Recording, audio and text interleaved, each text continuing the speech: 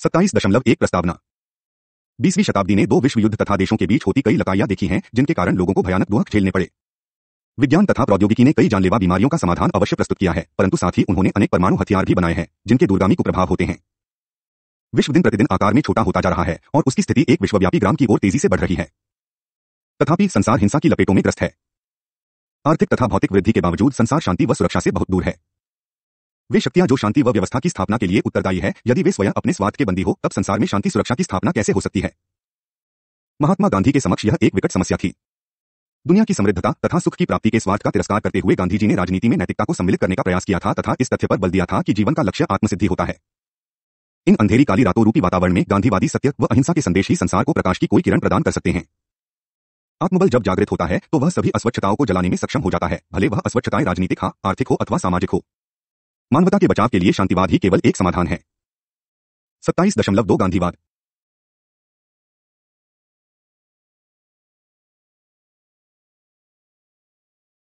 27.2 गांधीवाद महात्मा गांधी एक धार्मिक मानववादी हैं।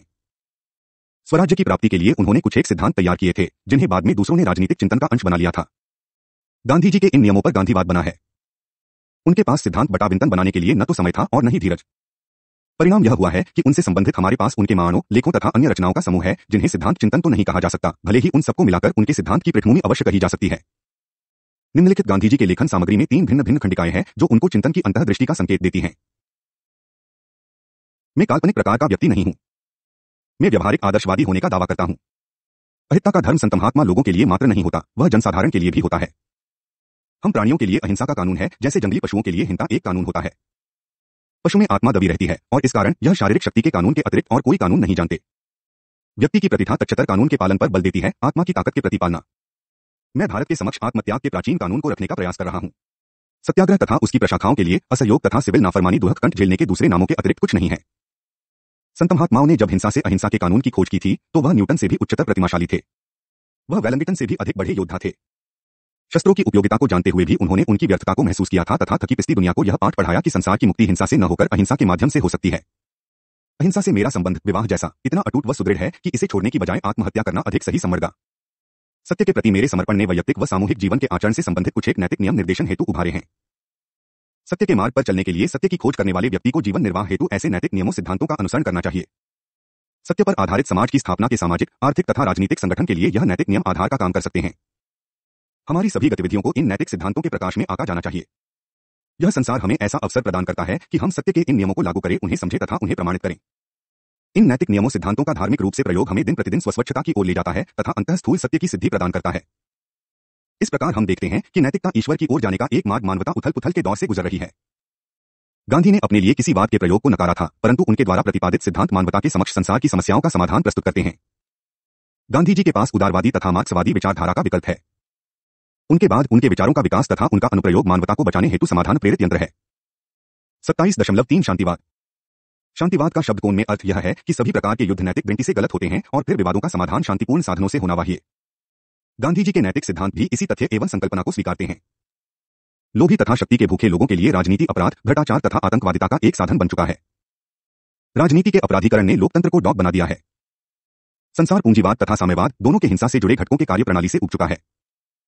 मानव समाज को यदि जीवित रहना है तो उसे युद्ध को समाप्त करना होगा। हमें नए विचार, नए मंथन तथा नई अवधारणाओं को बनाना होगा। अब हमें युद्ध के अंत की तैयारियों को घोषित करना होगा। स्पष्ट है कि परिणाम जादुई होगा, विकल्प शांति की ताकत अथवा अहिंसात्मक प्रतिरोध होगा। गांधी जी की यह सोच भी है कि आधुनिक विज्ञान तथा प्रौद्योगिकी संसार में अत्यधिक हिंसा के लिए उत्तरदायी है। भले यह हिंसा शस्त्रों के रूप में हो अथवा व्यक्ति का प्रौद्योगिकी के अधीन होना हो, इस सत्य से मोह नहीं मोड़ा जा सकता कि यह आधुनिक विज्ञान ही है जो हिंसा की प्रवृत्ति के लिए उत्तरदायी है। इन सबका परिणाम है एक हिंसक सामाजिक व्यवस्था का पनपना। 3.1 अहिंसा तथा शक्ति 3.1 अहिंसा तथा शक्ति ईश्वर प्राप्ति परम सत्य के लिए गांधी जी स्वच्छ स्नेह को नियमों को साधन मानते थे। स्नेह प्यार के कानून का पालन है संबंधों में अहिंसा का समावेश। अहिंसा साधन है और सत्य साधन। अहिंसात्मक साधन शक्ति के वे सायन हैं जिनसे विरोधी की शक्ति को नियंत्रित किया जा सकता है। ऐसे साधन विरोधी की शक्ति के स्रोतों को काट देते हैं। जहां अहिंसात्मक उत्पीड़न चलता है वहां विरोधी की इच्छा तथा उसकी सहमति के बिना परिवर्तन हो जाते हैं, क्योंकि उसकी शक्ति के स्रोतों को ऐसे नष्ट कर दिया जाता है कि उसका अपनी शक्ति पर नियंत्रण ही नहीं रहता। विरोधी की ताकत में वह ह्रास अहिंसात्मक उत्पीड़क को बल प्रदान करता है तथा उनके द्वारा चलाए गए अभिमान को स्फूर्ति देता है। अहिंसा ऐसा प्रबल शस्त्र है जो सभी प्रकार की त्रुटियों पर काबू पा लेता है। इसका छोटा सा भाग चमत्कार करने में सक्षम होता है। मानव जाति के पास यह बहुत बड़ी शक्ति है। यह व्यक्ति द्वारा बनाए गए विनाशर्मक शस्त्र से भी अधिक शक्तिशाली है। यह व्यक्ति की आत्मशक्ति को जगाता है, जो अपनी स्वच्छता तथा अनुशासन से किसी भी प्रकार के पार्श्विक बल को नियंत्रित कर सकती है। अहिंसा मात्र निष्क्रियता की स्थिति नहीं है। यह गतिशील तथा सृजनात्मक बल के कारण जीवन के प्रत्येक क्षेत्र में सक्रिय रहने का नाम है। यह व्यक्ति के प्रत्येक क्षेत्र में तथा सामूहिक जीवन, भले वह धार्मिक, सामाजिक, आर्थिक तथा राजनीतिक ही क्यों न हो, में निरंतर रचनात्मक कार्य करते रहने की स्थिति है। वह यह कृति है जो अहिंसात्मक है। सक्रिय संघ के रूप में अहिंसात्मक कृति रूपी यंत्र इस लोकप्रिय मान्यता के विरुद्ध है, जो यह तर्क देता है कि अहिंसात्मक कृति विरोधियों की विवेक शून्यता के अनुसार निर्धारित है, जिसका साधारणतः अर्थ है निष्क्रिय समर्पण। आत्म-अहिंसा का मतलब है शक्ति, जैसे कि अहिंसात्मक कृति न्याय संगत होती है, क्योंकि इसका अर्थ है कृति, यह कृति जो हिंसक नहीं है, परंतु यह कृतिहीनता भी नहीं है। इस प्रकार अहिंसा भले ही एक शस्त्र के रूप में प्रयोग न की जाए, यह झुकने अथवा कमजोरी का संकेत नहीं है। 3.2 आस्थावादी बनाम शांतिवादी। अहिंसा में विश्वास रखने वाले अन्य अनेकों के साथ एक सिद्ध, न्यायसंगत तथा समतावादी समाज के उद्देश्य को मानते हैं। ऐसा आस्थावादी अन्याय, अत्याचार, टाचार तथा व्यक्ति द्वारा व्यक्ति में शांति स्थापित करने की इच्छा रखता है, परंतु ऐसी कोई शक्ति नहीं जो खरीदी जाए। वे जानते हैं कि केवल वह शांति जो स्थायी तथा शांति अनुरूप होगी, वह न्याय पर आधारित होगी। वे जो अपने आप को अहिंसा में आस्था रखने वाला कहते हैं, उनके दृष्टिकोणों में भिन्नता देखी जा सकती है। कुछ अहिंसा को एक साधन के रूप में प्रयोग करते हैं, जिस साधन को किन्हीं परिस्थितियों में छोड़ा भी जा सकता है। कुछ अन्य अहिंसा को एक मूलमंत्र के रूप में लेते हैं, जबकि अच्छों के लिए अहिंसा उनके धार्मिक विश्वास का एक अनिवार्य अंश होता है। एक निष्क्रिय प्रतिरोध अपेक्षाकृत अपनी पद्धति व रणनीति में रक्षात्मक है तथा जिससे भाव में असहयोग के कई रूप ही सकते हैं और जो बाध्य करने से अधिक अड़चन डालते हैं। इसका अर्थ है प्रत्यक्ष रूप से अपने व्यवहार को बदलना है, न कि विरोधी के मार्ग में बाधा डालना है। यदि अप्रतिरोध विरोधी के साथ साथ जाता है तथा उनके आक्रामक भावों को अपने में समावेश कर लेता है तथा प्रतिक्रियाओं को नहीं अपनाता, तब निष्क्रिय प्रतिरोध ऐसा विकल्प बन जाता है जो विरोधी के साथ जाने से इनकार कर देता है। ऐसी स्थिति में प्रतिरोधी जानबूझकर कृत्यों के ऐसे मार्ग अपना लेता है जो उसे सीधे रूप से तनावों से दूर कर देते हैं। ऐसा करना विरोधी की शर्तों को मान लेने के समान है, परंतु इसका रणनीतिक प्रभाव यह होता है कि विरोधी परिवर्तन की शर्तों को अपने कारणों से बदलता है, न कि इस कारण से कि उसका विरोध हो रहा है। बहिकार समर्थन की वापसी, हड़ताल रूपी कृतियों में बाहर आने वाला पहलू, यह सब निष्क्रिय प्रतिरोध के अनेक रूप हैं। इन सभी कृतियों में एक अपने आप को उस सीमा तक विरोधी की गतिविधियों से अलग कर देता है जहां तक वे विरोधी प्रतिरोधी के कृतियों को पूरा करने तक प्रतीक्षा करता है। एक कारखाने में मजदूरों की कृतियों के बिना वस्तुओं का उत्पादन नहीं हो सकता। यदि मजदूर अपने उत्पादकीय कृतियों रोक दें तो कारखाने के प्रबंधकों को उत्पादों से वंचित होना पड़ता है। यदि बस पर चढ़ने वाली सवारियों बस पर चढ़ने से इनकार कर देती हैं, तो बसों को खाली जाना पड़ेगा अथवा बस मालिकों की आय उस अनुपात से कम हो जाएगी जहां तक बहिकार प्रभावी रहेगा। इस संदर्भ में अगला कदम इस बात पर निर्भर करेगा कि कारखाने के प्रबंधक व बस मालिक प्रतिरोधियों के साथ कहां तक समझौता करते हैं अथवा उन्हें काम पर वापस आने के लिए विवश करते हैं। परंतु स्थिति पर काबू पाने के लिए कुछ न कुछ करना आवश्यक हो जाता है। सत्याग्रह का उद्देश्य संबंधों में रचनात्मक परिवर्तन इस प्रकार लाना होता है कि न केवल समाज में परिवर्तन हो पाए, अपितु तनाव लाने वाली स्थिति में सुधार लाया जा सके। यह तभी हो सकता है जब व्यवहार में परिवर्तन लाया जाए तथा तनाव में ग्रस्त सभी पक्षों की आवश्यकताओं की पूर्ति संभव हो पाए। आवश्यकताओं की पूर्ति एक लक्ष्य भी है तथा मौलिक परिवर्तन लाने का एक साधन भी। 3.3 अहिंसात्मक समाज। गांधी जी की मान्यता है कि अहिंसा मात्र वैयक्तिक गुण नहीं है, यह एक सामाजिक गुण भी है जिसे अन्य गुणों की भांति बनाया संवारा जा सकता है। यह निश्चित है कि समाज अपने परस्पर संबंधों में अहिंसा की अभिव्यक्ति द्वारा अधिकांशतः नियमित होता है। इसका राष्ट्रीय तथा अंतर्राष्ट्रीय स्तर तक विस्तार किया जा सकता है। समस्त समाज अहिंसा के कारण बना बंधा है, जैसे कि भूमि गुरुत्वाकर्षण की स्थिति के कारण एकजुट हुई है। परंतु जब गुरुत्वाकर्षण के नियम की खोज की गई थी, तब इसके क्या परिणाम होंगे, हमारे पूर्वजों को भी इसका ज्ञान नहीं था। इसी प्रकार जब समाज अहिंसा के नियम अनुसार जानबूझकर बनाया जाएगा, तब इसका संगठन इसके आज के संगठन के मुकाबले में भिन्न होगा। परंतु यह नहीं कहा जा सकता है कि अहिंसा के परिणामस्वरूप बदले समाज की क्या रूपरेखा होगी। आज जो कुछ हो रहा है वह अहिंसा के नियम वो विपरीत तथा हिंसा के अनुरूप हो रहा है, मानो हिता ही शाश्वत कानून हो। अहिंसा पर आधारित समाज ग्रामों में स्थित समूहों का समाज होगा, जहां स्वैच्छिक सहयोग, प्रतिनिधित्व व शांतिपूर्ण अस्तित्व की शर्त होगा। 3.4 सरकार। गांधी जी ने सरकार के स्वरूप को निम्नलिखित बताया था। सरकार बिल्कुल अहिंसात्मक बनने में सफल नहीं हो सकती, क्योंकि यह सब लोगों का प्रतिनिधित्व करती है। मैं आज ऐसे स्वर्णीय युग की कल्पना नहीं कर सकता, परंतु मैं एक मुख्यतः अहिंसात्मक समाज की संभावना में विश्वास अवश्य रखता हूं।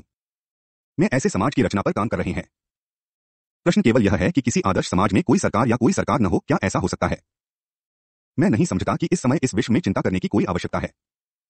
यदि हम ऐसे समाज की रचना के लिए निरंतर काम करते रहे, तो ऐसा समाज धीरे धीरे उस सीमा तक आ जाएगा जहां तक लोग उसका लाभ उठा सकें।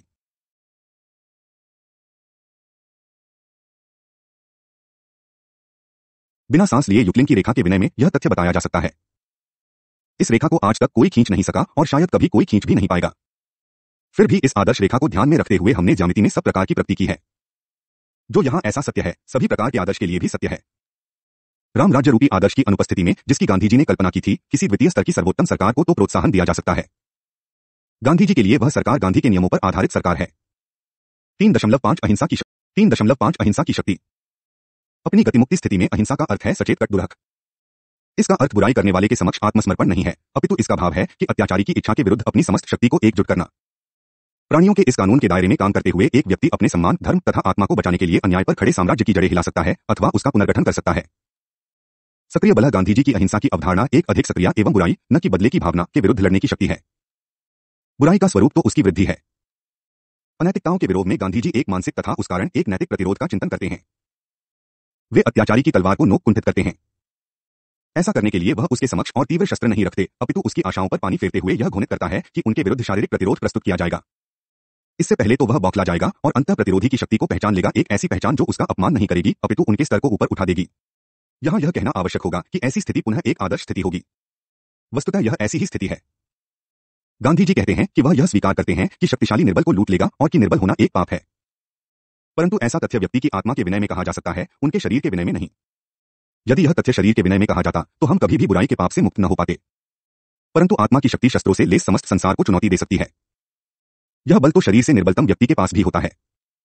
अहिंसा मानव जाति के पास सबसे बड़ी शक्ति है। यह शक्ति व्यक्ति द्वारा खोजे गए विनाशतम शस्त्रों से भी अधिक शक्तिशाली है। विनाश मानव प्राणियों का कानून नहीं है।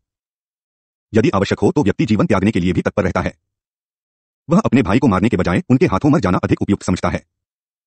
किसी की कोई भी हत्या तथा शारीरिक क्षति किसी भी कारण से क्यों न की गई हो, मानवता के विरुद्ध एक अपराध है। अपनी क्रिया में अहिंसा एक घातविक तत्व है। इसकी एक असीमित मात्रा उनके द्वेनी विकास के साथ निरंतर, लगातार तथा धीरे धीरे काम करते हुए उनके समस्त रोगजाल को स्वस्थ तत्व में बदल सकती है। इसी प्रकार अहिंसा के विनय में भी यह कहा जा सकता है कि यह निरंतर अनदेखे तथा अतिसूक्ष्म तरीके से काम करते हुए पूरे समाज का उत्थान कर सकती है। अद्वितीय वीरता है एक शस्त्रधारी सैनिक अपने बल के लिए अपने हथियारों पर निर्भर करता है। उससे उनके हथियार ले लीजिए, उसकी बंदूक, उसकी तलवार उससे ले लीजिए, वे सामान्यतः विवश लाचार हो जाता है। परंतु वह व्यक्ति जिसने अहिंसा के सिद्धांत को महसूस किया है, उनके पास शस्त्र के रूप में ईश्वर द्वारा प्रदान की गई शक्ति है तथा पूरी दुनिया जानती है कि ऐसे व्यक्ति की शक्ति का कोई मुकाबला नहीं कर सकता। ऐसी शक्ति रखने वालों का एक छोटा सा समूह इतिहास की चारा बदल सकता है। एक वीर पुरुष की अहिंसा, वीरतम सैनिक जो सभी प्रकार के शस्त्रों से लेस है, की शक्ति से किसी भी क्षण अधिक शक्तिशाली होती है। आस्था का प्रवासह कठोरतम धातु भी किसी कन्मा की सीमा के समक्ष पिघल जाती है। इसी प्रकार कठोरतम मन को भी अहिंसा की उन्मा के समक्ष पिघलना पड़ता है। अहिंसा के पास उन्मा उत्पन्न करने की क्षमता की कोई कमी नहीं है। प्रत्येक क्रिया अनेक प्रकार की शक्तियों का फल होती है। नले वह शक्तियां विपरीत स्थिति की क्यों न हो, ऊर्जा व्यर्थ नहीं जाती। हम यंत्र विज्ञान की पुस्तकों में ऐसा सब कुछ सीखते हैं। मानव क्रियाओं के विनय में भी ऐसा सोचना सही है। अंतर केवल इतना है कि यंत्र विज्ञान में हम शक्तियों के वलन के विनय में जानते हैं तथा गणित के आधार पर हम इसके निकौ की जानकारी ले सकते हैं, परंतु मानव कृतियों के चलन के विनय में हमें ज्ञान नहीं होता, यद्यपि उनसे संबंधित शक्तियां अपने अपने कार्य में कार्यरत होती है। मानव क्रियाओं के विषय में हमारी अज्ञानता का यह मतलब नहीं है कि मानव क्रियाओं में शक्तियों का चलन नहीं होता। संसार में सबसे अधिक सशक्त बल के रूप में अहिंसा, जो अपनी कार्यप्रणाली में भ्रामक है, आस्था का सबसे बड़ा प्रयास मांगती है। जैसे हम आस्था के फलस्वरूप ईश्वर में विश्वास रखते हैं, उसी प्रकार एक आत्मा के रूप में हमें अहिंसा में आस्था रखनी चाहिए। पानी की भांति हिंसा को जब निकासी का अवसर मिलता है तो वह बहुत तीव्रता से तथा शक्ति से आगे की ओर जाती है। अहिंसा पागलपन की क्रिया नहीं है। यह अनुशासन का सारत्व है, परंतु जब यह जाने चलने के लिए तैयार होती है तो हिंसा की कोई सी भी मात्रा उसे कुचल नहीं सकती। इसके संपूर्ण संचालन के लिए इसे अप्रदूनित स्वच्छता तथा सीमित आस्था की आवश्यकता होती है। एक विज्ञान, अहिंसा एक विज्ञान है। विज्ञान के शब्द को में असफलता का कोई स्थान नहीं है। जब आशा अनुरूप कुछ प्राप्त नहीं होता अथवा जब असफलता प्राप्त होती है तो इससे खोज अनुसंधान के लिए मार्ग तलाशना होता है। यदि हिंसा का कार्य उन सबको पिसना है जो उनके सामने आते हैं, तो अहिंसा का कार्य है हिंसा को ले दबोचना। अहिंसा के वातावरण में अहिंसा के प्रयोग का कोई स्थान नहीं होता। इसे हिंसा के समक्ष ही प्रयोग किया जा सकता है। हिंसा का केवल अहिंसा द्वारा ही प्रभावी रूप से मुकाबला किया जा सकता है। यह एक पुराना व स्थापित सत्य है कि हिंसा का शस्त्र, भले वह आणविक बम ही क्यों न हो, अहिंसा के सामने व्यर्थ सा हो जाता है। बहुत थोड़े लोग जानते हैं कि अहिंसा रूपी शस्त्र का प्रयोग कैसे किया जाता है। इसके प्रयोग के लिए सूझबूझ तथा मन की शक्ति की आवश्यकता होती है, जो सैनिक स्कूलों व कॉलेजों में दी जाने वाली शिक्षा से भिन्न है। कठिनाई तब इसी प्रकार कठोरतम मन को भी अहिंसा की उन्मा के समक्ष पिघलना पड़ता है। अहिंसा के पास उन्मा उत्पन्न करने की क्षमता की कोई कमी नहीं है। प्रत्येक क्रिया अनेक प्रकार की शक्तियों का फल होती है। नले वह शक्तियां विपरीत स्थिति की क्यों न हो, ऊर्जा व्यर्थ नहीं जाती। हम यंत्र विज्ञान की पुस्तकों में ऐसा सब कुछ सीखते हैं। मानव क्रियाओं के विनय में भी ऐसा सोचना सही है। अंतर केवल इतना है कि यंत्र विज्ञान में हम शक्तियों के वलन के विनय में जानते हैं तथा गणित के आधार पर हम इसके निकौ की जानकारी ले सकते हैं, परंतु मानव कृतियों के चलन के विनय में हमें ज्ञान नहीं होता, यद्यपि उनसे संबंधित शक्तियां अपने अपने कार्य में कार्यरत होती है। मानव क्रियाओं के विषय में हमारी अज्ञानता का यह मतलब नहीं है कि मानव क्रियाओं में शक्तियों का चलन नहीं होता। संसार में सबसे अधिक सशक्त बल के रूप में अहिंसा, जो अपनी कार्यप्रणाली में भ्रामक है, आस्था का सबसे बड़ा प्रयास मांगती है। जैसे हम आस्था के फलस्वरूप ईश्वर में विश्वास रखते हैं, उसी प्रकार एक आत्मा के रूप में हमें अहिंसा में आस्था रखनी चाहिए। पानी की भांति हिंसा को जब निकासी का अवसर मिलता है तो वह बहुत तीव्रता से तथा शक्ति से आगे की ओर जाती है। अहिंसा पागलपन की क्रिया नहीं है। यह अनुशासन का सारत्व है, परंतु जब यह जाने चलने के लिए तैयार होती है तो हिंसा की कोई सीधी मात्रा उसे कुचल नहीं सकती। इसके संपूर्ण संचालन के लिए इसे अप्रदूनित स्वच्छता तथा सीमित आस्था की आवश्यकता होती है। एक विज्ञान अहिंसा एक विज्ञान है। विज्ञान के शब्दों में असफलता का कोई स्थान नहीं है। जब आशा अनुरूप कुछ प्राप्त नहीं होता अथवा जब असफलता प्राप्त होती है तो इससे खोज अनुसंधान के लिए मार्ग तलाशना होता है। यदि हिंसा का कार्य उन सबको पिसना है जो उनके सामने आते हैं तो अहिंसा का कार्य है हिंसा को ले दबोचना।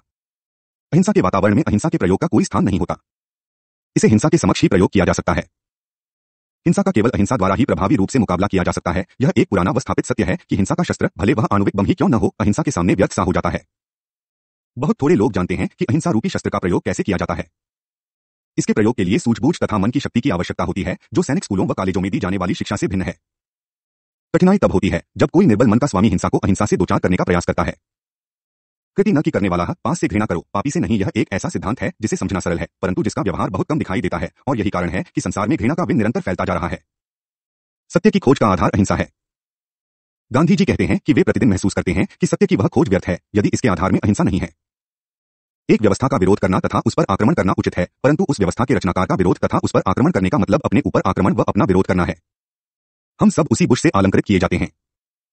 हम सब एक की संतान है तथा हम सबका एक ही उत्पन्न करता है और इस कारण हम सब में दैवी शक्ति अनंत है। किसी एक को उपेक्षित करना देवी शक्तियों की उपेक्षा करना है तथा ऐसा करना न केवल उस ईश्वर को हानि पहुंचाना है अपितु उस ईश्वर के साथ पूरी दुनिया को हानि पहुंचाना भी है। व्यक्ति तथा उसकी कृति दो अलग अलग वस्तुएं हैं। जहां एक अच्छी कृति प्रशंसा की पात्र होती है तथा एक बुरी कृति निंदा की, वहां कृति करने वाला अच्छा हो अथवा बुरा, सम्मान अथवा सहानुभूति जैसी भी स्थिति हो का पात्र होता है। वे जो आचरण की बजाय व्यक्तियों को नष्ट करते हैं वह उस आचरण को अपनाते हैं और वह उनसे भी अधिक बुरे बन जाते हैं जिनका वह अंत करते हैं। ऐसा करने वाले ऐसे गलत विश्वास को मानते हैं कि व्यक्तियों के साथ उनके आचरणों का भी अंत हो जाता है। वास्तव में वह बुराई की जड़ को जानते ही नहीं है। यह अहिंसा की कठिन परीक्षा है कि एक अहिंसात्मक तनाव में कोई विद्येन पीछे नहीं रहे तथा अंतः शत्रु भी मित्रों में परिवर्तित हो जाएं। गांधी जी कहते हैं कि ऐसा उनका दक्षिणी अफ्रीका का अनुभव था, जनरल समर्ट्स के साथ अनुभव था। वह उनका घोरतम विरोधी तथा आलोचक था, फिर वह उनका घनिष्ठ मित्र बन गया था। अहिंसा का अंतर्निहित नियम यह है कि अहिंसा हमें नम्र तथा नरम बनाती है तथा हमारे विरोधी के व्यवहार को सख्त न करके नरम कर देती है। वह हमें पिघला देती है। इसे हमारे विरोधी के मन को हमारे प्रति अनुक्रियाशील करना चाहिए। एक अहिंसावादी के रूप में क्या आप कह सकते हैं कि आप सही रूप से अहिंसा का प्रयोग कर रहे हैं? क्या आप कह सकते हैं कि आपने अपने विरोधियों के तीरों को अपने सीने पर झेला है और कि उनको वापस नहीं किया है? क्या आप कह सकते हैं कि आप रोमे नहीं है और कि आप अपने विरोधियों की आलोचना से झुझलाए नहीं हैं? अहिंसा के एक लंबे समय के प्रयोग के कारण गांधी जी अहिंसा के एक विशेषज्ञ होने का दावा कर सकते हैं, भले ऐसा दावा पूर्ण न हो। वह कहते हैं, अहिंसा का जितना अधिक मैं प्रयोग करता हूं मैं उतना स्पष्टतः महसूस करता हूं कि मैं जीवन में इससे अभी भी कितना दूर हूं। सत्य के साथ संबंध के रूप में अहिंसा के वैचारिक औचित्य को अलग रखकर यह कहा जा सकता है कि अहिंसा का एक नैतिक आधार है जिसे गांधी जी साध्य साधन के संबंधों में भी व्यक्त करते हैं। उनके शब्दों में एक पेड़ पर उगने वाले फल उन बीजों के अनुरूप होते हैं जिन्हें बोया जाता है।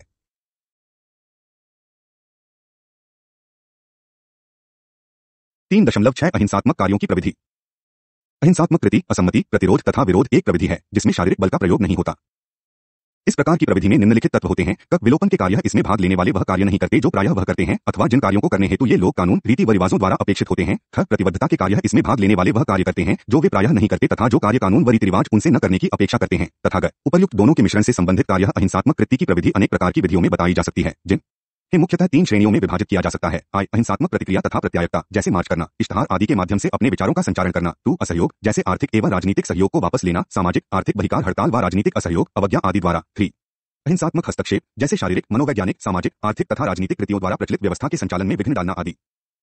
गांधी जी इस प्रकार के संघ की रणनीति के महत्व को पहचानते थे। ऐसे संगठन की सफलता की संभावनाओं की वृद्धि हेतु प्रयोग में लाई जाने वाली विधियों के चयन की कौशल योग्यता का होना।